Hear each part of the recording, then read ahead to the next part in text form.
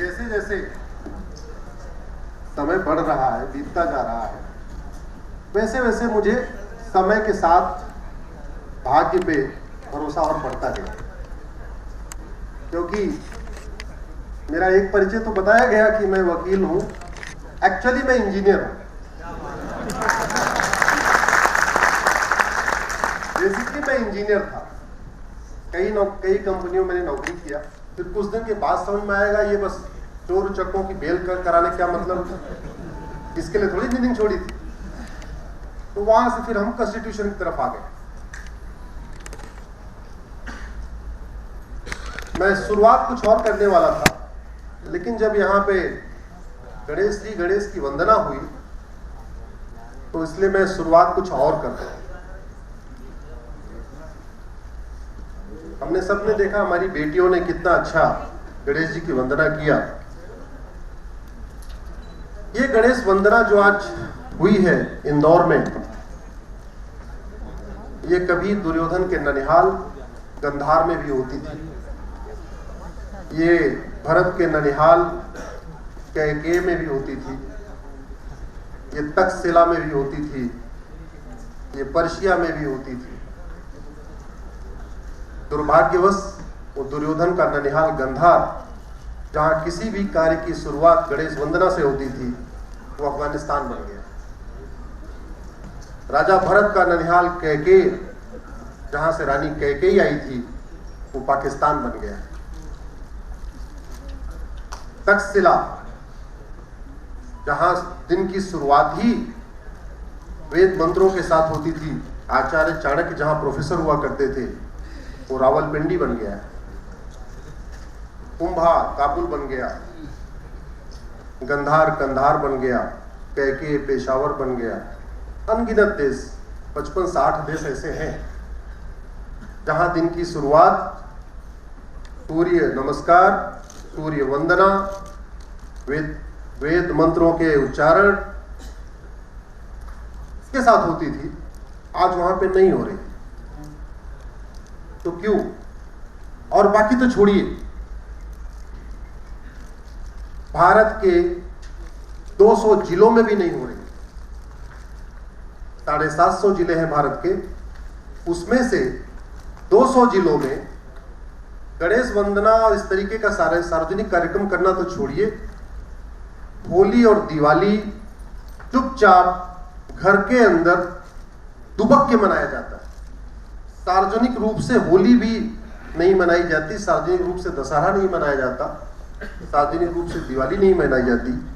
और 1-2 जिलों में नहीं, बल्कि भारत के 200 जिलों में, और उस भारत जिसका निर्माण अभी 1947 में हुआ। मैं अखंड भारत की बात नहीं कर रहा हूं, उस भारत का जिसका निर्माण 75 साल पहले हुआ। हम 75वीं वर्षगांठ मना रहे हैं। और हमारा ट्रेडिशन देखिए कितना तगड़ा था। राजकुमार का नाम उस राज्य पे नहीं होता था, राजकुमारी का नाम उस राज्य पे होता था। हमारा कल्चर कितना था। कौशल की राजकुमारी कौशल्या, कौशल के राजकुमार का नाम कौशल नहीं था, कौशल के राजकुमारी का नाम कौशल्या था। कैकेयी के राजकुमारी का नाम कैकेयी था, गंधार के राजकुमारी का नाम गंधारी था, सौमित्र देश के राजकुमारी का नाम सुमित्रा था। ये हमारे देश में विमेन एम्पावरमेंट था। और जिस गंधार में कभी हमारी बेटियां, कभी हमारी बहनें शुरुआत में गणेश वंदना करती थी, आज अभी तालिबान के राज्य में स्कूल उनका जाना बंद हो चुका है। आपने महाभारत में देखा होगा, एक प्रसंग आता है, मैं शिव भक्तिनी गांधारी, और महाभारत में इसका प्रसंग है कि गांधारी भगवान शिव की बहुत बड़ी भक्तिनी थी, और राजकुमारी के लिए गंधार नरेश ने बहुत ही भव्य भगवान शिव का मंदिर बनवाया था। कहां गया वो भगवान शिव का मंदिर? कभी सुना आपने अफगानिस्तान में कोई शिव मंदिर भी है? सुना आपने? जरा बोलिए। देखिए, तो मेरा आग्रह है, जब मैं कुछ बोलूं तो, क्योंकि यहां पे भाषण नहीं होगा, यहां संवाद होगा। संवाद का मतलब लगातार। सुना आपने कोई गंधार में कोई शिव मंदिर है? उस जमाने का भव्य शिव मंदिर। रानी कैकेयी भगवान विष्णु की बहुत बड़ी भक्तिनी थी और उनके पूजा करने के लिए कैकेय नरेश ने बहुत भव्य विष्णु मंदिर बनवाया था। कभी सुना आपने कि पेशावर में कोई विष्णु का मंदिर बचा हुआ है? और जहां तक विमेन एम्पावरमेंट की बात करें तो जब कैकेय नरेश और रावण का युद्ध हुआ था, अगर आपने रामायण देखा होगा तो वो प्रसंग आपने देखा होगा, तो जब कैकेय नरेश की सेना हारने लगी तो रानी कैकेयी सेना की बागडोर संभाल रही थी। देखा होगा आपने, देखा होगा। ये हमारे देश का विमेन एम्पावरमेंट था। और उस पेशावर में जब वो कैकेय पेशावर बन गया, लड़कियों का पूरा बाल ढका हुआ है, चेहरा ढका हुआ है, आंख भी ढकी हुई है, और आज वो बाहर नहीं निकल सकती, जहां वो सेनापति का काम करती थी। ये सिचुएशन है। तो समस्या, ये मेरा व्यक्तिगत मत ये है कि समस्या धर्म और मजहब की नहीं है, समस्या दो संस्कृतियों की है। अगर आप विष्णु पुराण उठा के देखें, विष्णु पुराण अगर पढ़ने का मौका नहीं मिला, आज का यूट्यूब का जमाना है, गूगल का जमाना है, विष्णु पुराण धारावाहिक भी बना हुआ है। कितने लोगों ने देखा? जरा हाथ उठाया एक बार। देखा है कुछ? आपके यहां इतने लोगों ने देखा, मैं बाकी जगह पूछता हूं, कोई देखा ही नहीं। ये तो धर्म नगरी इंदौर है जहां इतने लोगों ने देखा है। तो उसमें आप देखें तो जब से पृथ्वी बनी है, युद्ध वहीं से शुरू हो गया, और भगवान को बार बार अवतार इसलिए लेना पड़ा। इतने अवतार हुए वो लगातार युद्ध के टाइम में हुए। पहले देव और दानव संस्कृति का युद्ध हुआ, मानव और राक्षस संस्कृति का युद्ध हुआ। महाभारत आपने देखा ही है, रावण का राम का देखा ही है। ये सांस्कृतिक युद्ध है, इसको हमें समझना पड़ेगा। ये सांस्कृतिक युद्ध है, और सांस्कृतिक युद्ध में जैसा अभी सांवला जी ने कहा, आप केवल धर्म की जय करोगे तो धर्म की जय नहीं होगी जब तक आप अधर्म का नाश नहीं करोगे। और अधर्म का नाश कैसे होगा? भारत लोकतांत्रिक देश है, भारत में तो डेमोक्रेसी है, भारत में तो ये संविधान चलता है। तो ऐसे तो हो नहीं सकता, उठाया डंडा वंडा उठाया, लाठी उठाया, तलवार उठाया, अधर्म का नाश कर दिया। हमें जो लोग उसको ठीक समझते हैं वो भी अपना करें, मैं उनको मना नहीं कर रहा हूं, लेकिन मैं संविधान का जानकार हूं, इसलिए मैं तो ये कहता हूं कि इसके भी तरीके हैं करने, इससे भी किया जा सकता। लेकिन मैं उस पर आऊं उससे पहले कुछ बातें ऐसी जो मैं समझना पड़ेगा। पहली बात तो ये कि मनमोहन सिंह जी जो बहुत संभ्रांत परिवार के थे, और नंगे बदन क्यों भागे?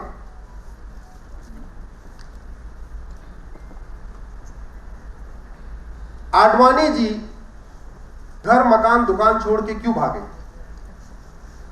पृथ्वीराज कपूर, सुनील दत्त, रोशन, गुलजार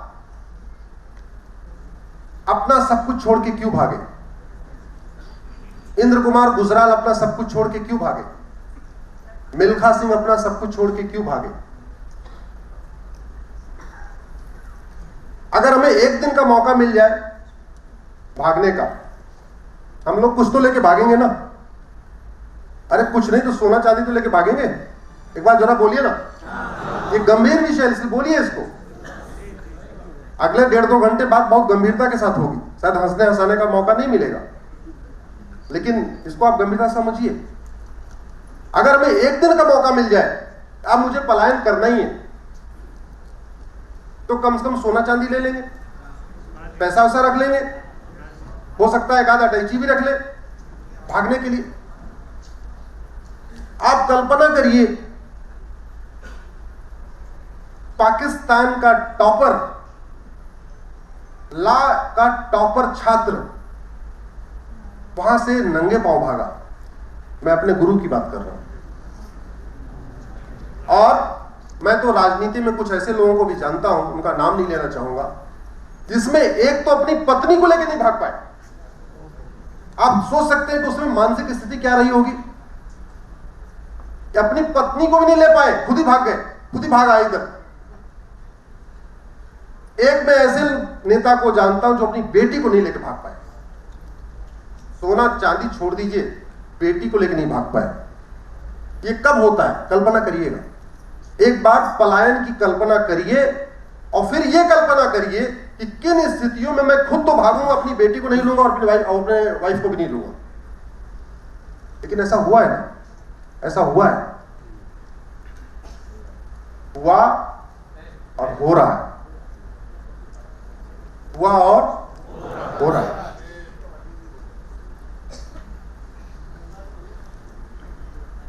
क्यों हो रहा है? क्योंकि अगर आप समस्याओं के मूल पे जाएं, समस्याओं के जो हमारी सनातन संस्कृति के सामने जो जितने खतरे हैं उनके मूल पे जाएं, तो आपको दो चीज मिलेगी। या तो सत्ता ने सनातन को खत्म किया है, या तो पैसे ने। अभी एक मूवी आई पृथ्वीराज, कितने लोगों ने देखा? जरा हाथ उठाएं। काफी लोग। पृथ्वीराज के पतन का सबसे दो कारण क्या था? किन दो लोगों के कारण पृथ्वीराज हारे?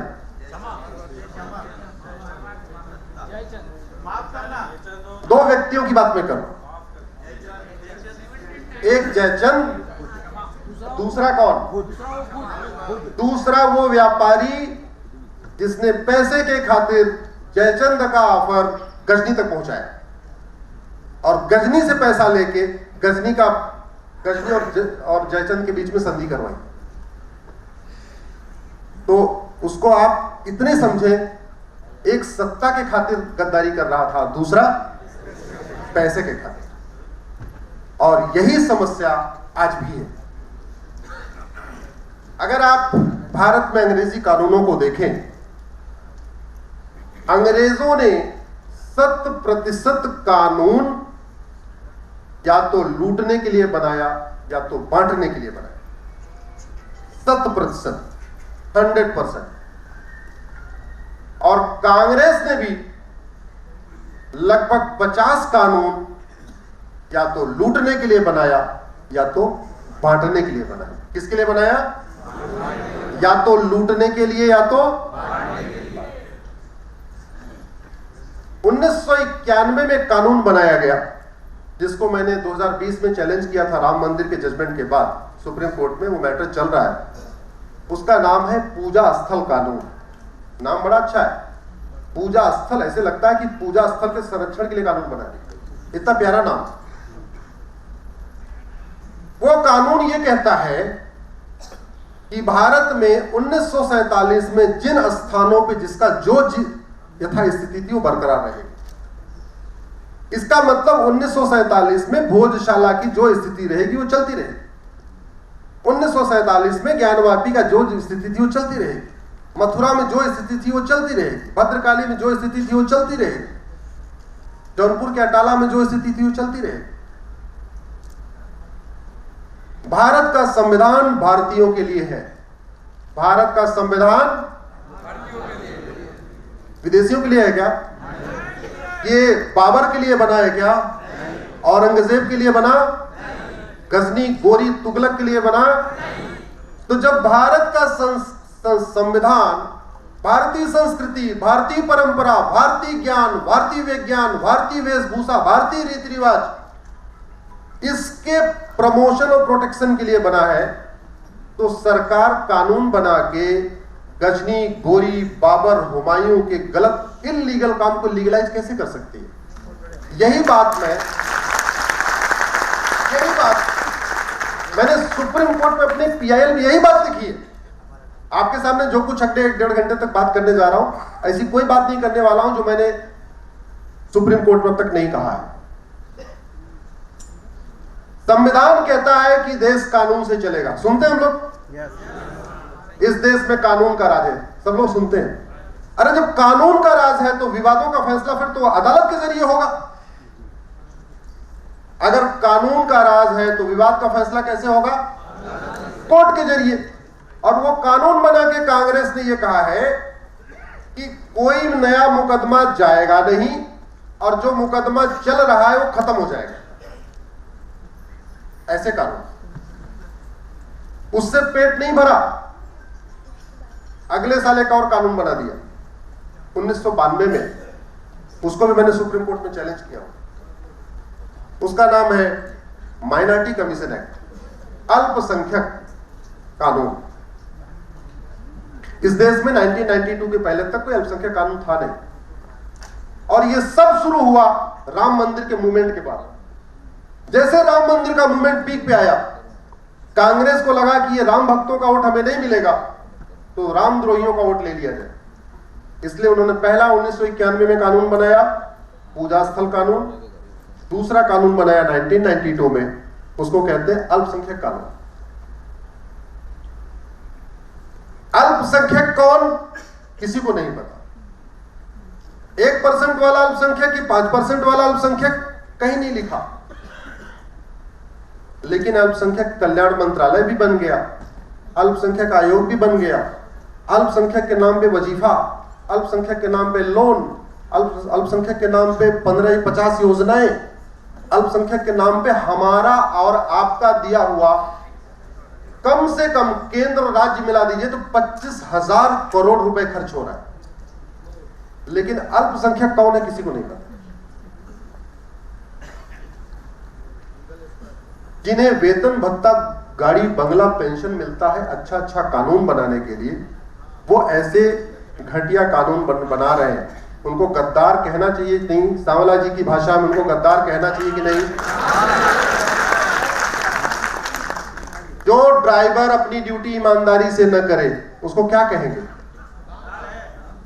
जो टीचर अपनी ड्यूटी ईमानदारी से न करे, जो डॉक्टर अपनी ड्यूटी ईमानदारी से न करे, तो जो कानून निर्माता है, सांसद विधायक को कानून निर्माता कहते हैं ना, अगर वो अपनी ड्यूटी ईमानदारी से नहीं कर रहा, क्या कहेंगे उसको? ये बढ़िया है, ये बढ़िया है। अरे भैया, तुम्हें वेतन भत्ता, गाड़ी, बंगला, पेंशन, नौकर चाकर, free ticket, free air ticket, free rail ticket, मंदिर में वीआईपी दर्शन की व्यवस्था, ये घटिया कानून बनाने के लिए मिल रही है क्या?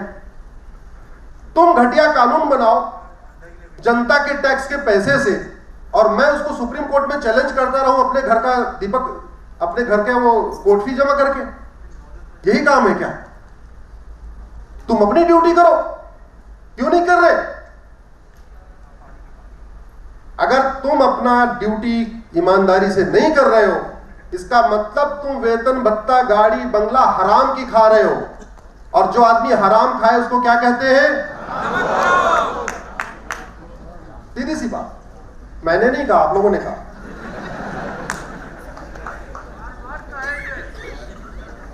अच्छा, ये कानून की शुरुआत कांग्रेस ने सीखी कहां से, इसको समझिए जरा।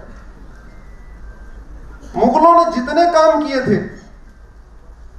तलवार के दम पे, अंग्रेजों ने वो सारे काम किए कानून बना के। मुगलों और अंग्रेजों में केवल इतना ही अंतर है, उन्होंने तलवार के दम पे हमें लूटा, तलवार के दम पे हमें बांटा, तलवार के दम पे धर्मांतरण कराया, तलवार के दम पे हमारी संपत्तियों पे कब्जा किया। और अंग्रेजों ने यही काम कानून बना के किया।